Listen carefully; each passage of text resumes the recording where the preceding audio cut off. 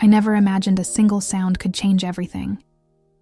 But the night my cat, Daisy, meowed in a way I had never heard before, something inside me froze. It wasn't her usual soft little chirp, or that demanding feed me now tone she mastered since the day I adopted her. This sound, it cut through the air like a warning siren wrapped in fear, and the moment I heard it, I knew, deep in my chest, that something was wrong, terribly wrong. My name is Emily, and what I'm about to tell you still makes my hands shake. If Daisy hadn't cried out the way she did, I honestly don't know what would have happened. I don't like thinking about the possibility, but every now and then, when the house is quiet, the memory slips back in like a shadow, and I'm right there again. At the beginning of the night, everything changed. It was a Thursday, one of those evenings where nothing feels particularly unusual, but you still feel worn down, as if the world took a little more energy from you than usual. Work had been rough, as always, and by the time I walked through my front door, all I wanted was a shower, something warm to eat, and my bed. Daisy always greeted me at the door with a long stretch, her tail curling up like a question mark. But that night she wasn't there. At first I brushed it off. Cats are unpredictable. They decide when they want affection and when they want to pretend you don't exist. But Daisy wasn't the type to ignore me for long. She always came trotting over eventually. So when I hung up my bag and jacket and still didn't see her, I paused. "Daisy?" I called, expecting her to appear from under the table or leap off the couch. Silence. I walked into the living room and looked around. The lights were dim, and everything seemed normal. Nothing out of place, nothing broken. But the quiet felt heavy, as if the air itself was waiting. "Daisy, come on, sweetheart. Where are you?" And then I heard it. A single sharp meow. But it didn't come from the living room. It came from deeper in the house, toward the hallway that led to the back of the property. It sounded strained, ragged, almost like she had been trying to call for me for a while. My stomach tightened. I walked toward the sound, feeling more confused than frightened. Daisy wasn't a dramatic cat. She didn't cry unless she wanted something or felt bothered. This didn't sound like either. When I reached the hallway, I saw her. She stood halfway down the corridor, her body low, her tail puffed up, her ears pinned flat. Her eyes were wide, glowing slightly under the dim hallway light, locked on me as if begging me to understand something she couldn't put into words. "Hey, what's wrong?" I whispered. Then she did something that startled me. She bolted, ran straight past me, nails skittering across the hardwood floor, and stopped right at the back door, turning to stare at me again. And that's when she let out the sound. The cry that didn't belong to her. The cry that felt too desperate, too urgent, too full of emotion for such a small creature. I felt a chill crawl up my spine. Something was outside. At first, I tried convincing myself it was probably another animal. Maybe a stray cat or raccoon lurking around. It wouldn't have been the first time Daisy sensed something in the backyard and reacted. But this time felt different. She wasn't acting curious. She was terrified. She meowed again, louder, pushing her paw against the door as if urging me to open it. "No. Daisy, no," I said firmly. "It's dark. I'm not letting you go out there." But she didn't want to go outside. She wanted me to look. She kept switching her gaze between me and the door.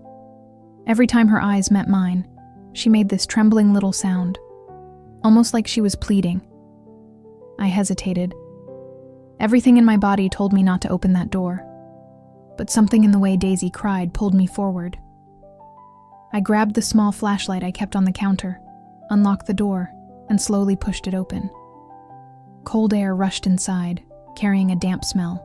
It hadn't rained earlier, but the ground looked dark, as if moisture had collected from the air itself.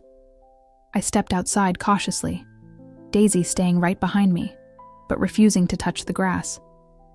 She crouched low, trembling. I shone the flashlight across the backyard. At first, nothing. No animals. No movement. Just the quiet hum of distant traffic. See? There's nothing here, I whispered, turning slightly to reassure Daisy. But before I could finish speaking, she let out another sharp cry. This time, she wasn't looking at the yard. She was looking at the shed. My heart skipped. The shed sat at the far end of my property, an old wooden structure left behind by the last owner. I rarely used it except to store gardening tools. It had always creeped me out a little, if I'm being honest. The wood was weathered, the door slightly crooked, and inside it always smelled like dust and forgotten things. I had meant to clean it up but never got around to it. The flashlight beam trembled in my hand as I pointed it toward the shed. The door wasn't fully closed. It hung open by an inch or two, enough for a sliver of darkness to show. I know I closed that, I whispered to myself. A wave of unease washed over me. Maybe it had expanded from the humidity. Maybe the latch didn't catch earlier. The logical part of my brain was firing explanations as fast as it could, but the emotional part, the part reacting to Daisy's trembling, knew better. Something was inside. I walked slowly across the yard, every step making my pulse pound harder. Daisy didn't follow. She stayed near the door, frozen. She kept pacing in place, meowing softly, her tail twitching anxiously. It was like she wanted me to see what she had discovered but didn't dare get close to it herself. When I reached the shed, I swallowed hard and pushed the door open. The hinges creaked loudly. The inside was pitch black except for the narrow beam of my flashlight cutting across the dusty floor. For a second, I saw nothing but old rakes, boxes, and tangled cords. Then I heard it. A faint sound. Not loud, not clear, just enough to make my blood run cold. Something shifted in the darkness. "Hello?" I said before I could stop myself. No answer. I should have walked away. Closed the shed, locked it, gone back inside and called someone. Anyone. But I stepped in instead. The way people do in stories right before something awful happens. Except this wasn't a story. It was my backyard, my shed. And Daisy had dragged me here for a reason. The smell inside hit me first. It wasn't the usual musty shed odor. This was something damp, metallic, and strangely sweet at the same time. It reminded me of old water mixed with something that shouldn't be left standing. I wrinkled my nose and shined the light deeper inside. "Is someone in here?" I whispered. Silence. Then a soft thud. My breath caught. I spun the flashlight toward the far corner. The beam landed on a pile of boxes, and behind them, something was there. Something crouched or curled up, partially hidden. I could see just the outline, a shape too large to be an animal, but too still to be anything normal. My pulse hammered in my ears. "Who's there?" I asked again, my voice trembling. Another sound. Soft, dragging, like fabric scraping across wood. I stepped back instinctively. Then something inside me clicked. Daisy. Her cry hadn't just been fear. It had been an alert, a signal, a desperate attempt to pull me away from the house. Or maybe to lead me to something before I walked into it unknowingly. For the first time, it occurred to me that she might have saved me from something inside my own home. The thought made my knees weaken. I backed up another step, the flashlight still fixed on that dark corner. The shape shifted again, just a little, but enough for me to see movement. Slow, intentional.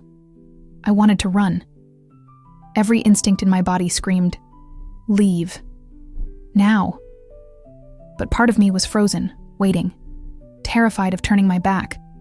My hand, shaking, gripped the flashlight tighter as I asked, "Do you need help?" Another sound, this one closer. I jerked the flashlight upward.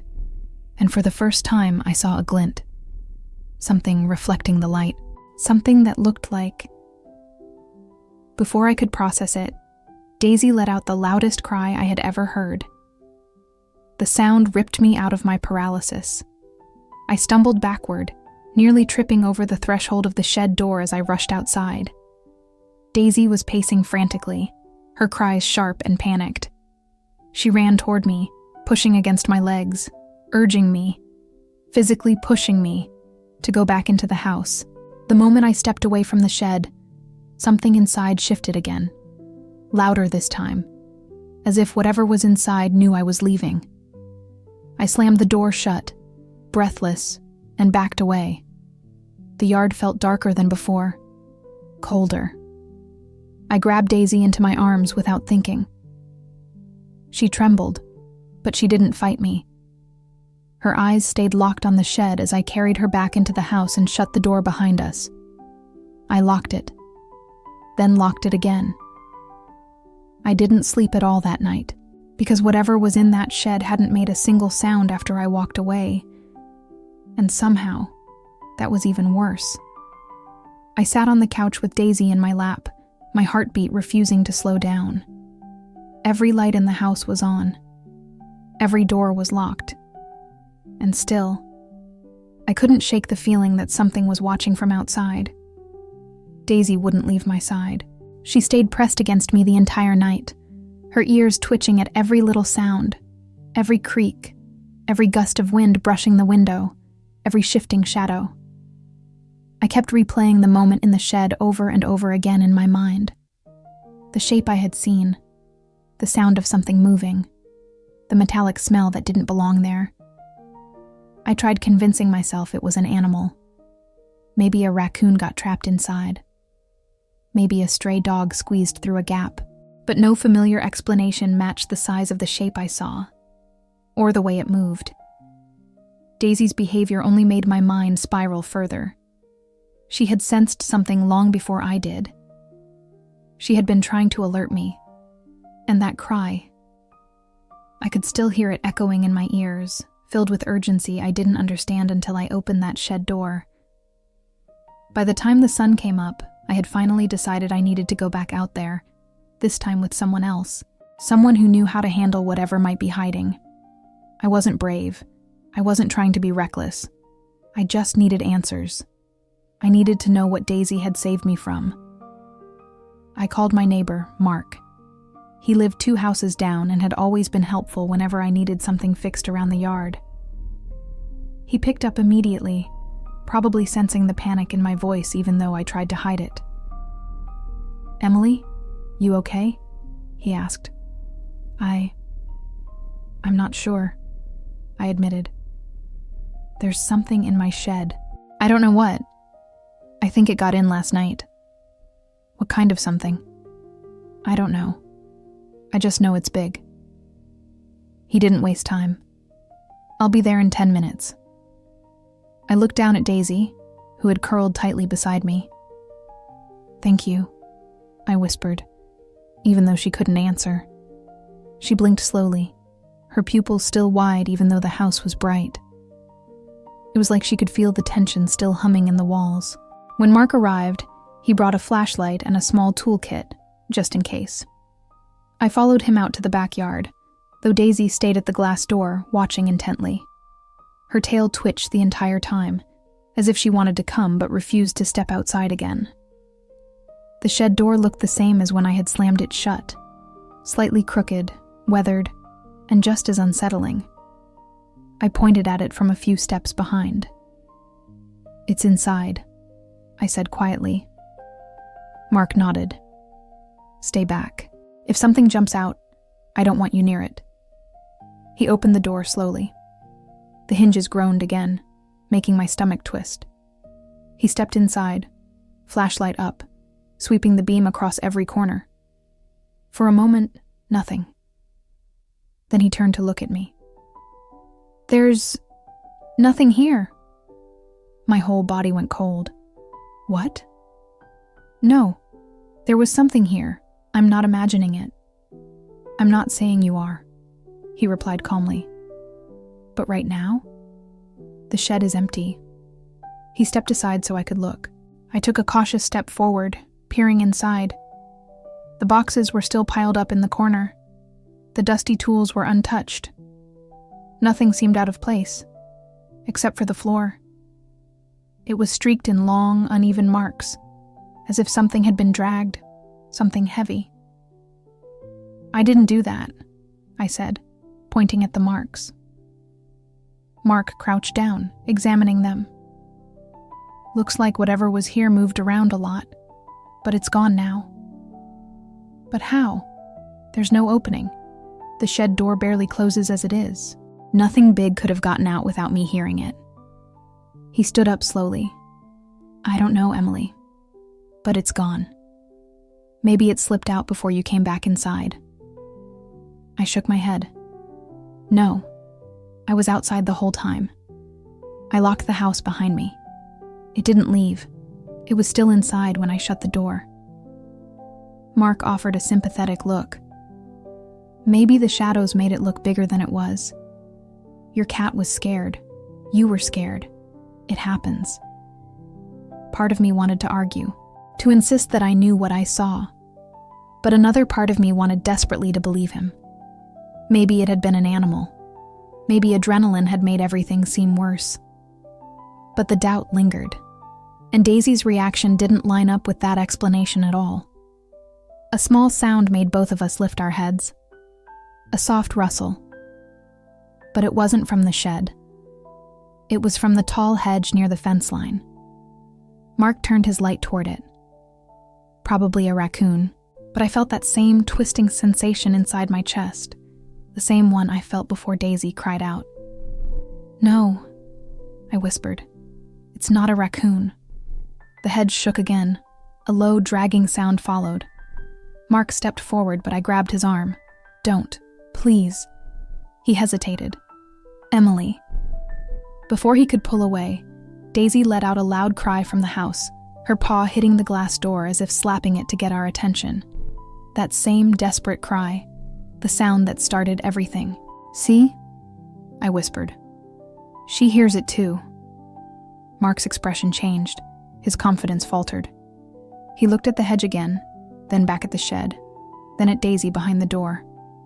"All right," he said finally. "Let's go back inside. Call animal control. Let them check it out." I didn't argue. Not this time. We walked back to the house, and the closer we got, the harder Daisy pressed her paw against the door, pacing anxiously. The moment I stepped in, she ran circles around my legs, brushing against me in frantic loops as if making sure I was unharmed. Mark helped me file a report. Animal control arrived later that day, searched the area thoroughly, and found nothing. No animals, no tracks, no signs of intrusion. The shed, the hedge, the yard, everything looked normal. Too normal. But Daisy didn't relax for days. She stayed alert, always listening, always watching the backyard. Every night she slept on my bed, not curled up in her usual peaceful ball, but stretched out with her head facing the door, as if guarding me. I tried moving on. I told myself the mind sees what it wants to see in the dark. That fear amplifies everything. That animals cry for reasons we don't understand. I tried building new routines, watering the plants earlier, keeping the blinds closed, avoiding the shed unless absolutely necessary. But 2 weeks later, something happened that forced me to confront the truth again. It was just after midnight when I heard Daisy scratching at my bedroom door. Not violently, just enough to wake me. When I opened my eyes, I saw her silhouette against the hallway light. She meowed softly and began walking away, glancing over her shoulder to make sure I followed. My breath hitched. Daisy. Not again. But she wasn't panicked this time. She wasn't trembling.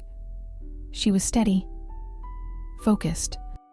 She led me down the hall, her tail low but not puffed up. When she reached the living room, she sat down facing the backyard door. I froze. "No," I whispered. "I'm not going out there.